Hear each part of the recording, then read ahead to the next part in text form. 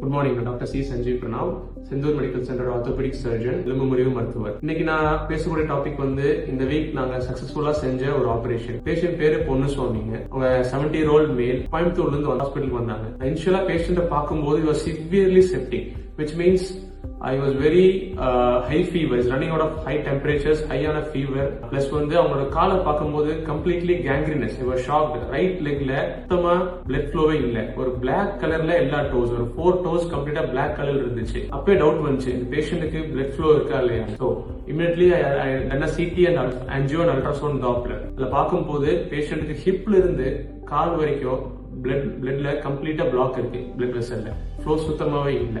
So இப்போ நான் I want to save both the blood flow and also the lips. என்ன பண்ணேன், உடனே நான் வாஸ்குலர் சர்ஜன் கால் பண்ணேன். ஹாஸ்பிட்டலுக்கு வந்தாங்க. I done a revascularization. ரீவாஸ்குலரைசேஷன்னா அந்த பேஷண்ட்டுக்கு பிளட் ஃப்ளோ மறுபடியும் கொண்டு வர வச்சேன்.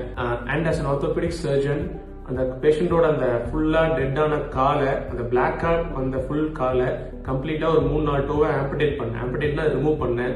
Once I remove, after that remove பண்ணி சுவிச்சர் பண்ணேன். அங்கங்க சின்ன சின்ன பிளாக்கிஷ் டிஷ்யூஸ் எல்லாம் கம்ப்ளீட்டா டிப்ரேட் பண்ணேன்.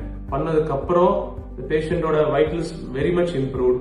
அவங்களோட blood, CRP levels, WBC levels எல்லாமே நார்மலுக்கு வந்துச்சு. ஃபீவரும் கம்ப்ளீட்டா செட்டில் ஆச்சு. தினமும் ஒரு 4-5 days பெட்ல வச்சு கம்ப்ளீட்டா டெய்லி ட்ரெஸ்ஸிங் பண்ணேன். wound is also well healing well and discharge time they are happy. Hospital நாங்க யூடியூப் சேனல்ல பார்த்துருந்தோங்க. ஒரு 6 மாசமா அப்பா காலில் சுகர் இருந்துச்சு. எல்லா ஹாஸ்பிட்டலையும் பார்த்துட்டு ரெடி ஆகலை. பார்த்துட்டு டாக்டர் கூப்பிட்டு பேசணும். மறுபடியும் டாக்டர் இங்கே வர சொன்னா அப்படி சரின்ட்டு இங்கே பார்த்தோம். பார்த்துட்டு அந்த ஒரு 2-3 விரல் மட்டும் கொஞ்சம் டேமேஜாக இருந்துச்சு. அதை மட்டும் ஆப்ரேட் பண்ணிட்டுங்க. இப்போ அந்த பொண்ணு நல்லா இருக்குது. நாளைக்கு டிஸ்சார்ஜ் ஆக போகிறோம். பரவாயில்லைங்க, ஹாஸ்பிட்டல் நல்லா இருக்குது.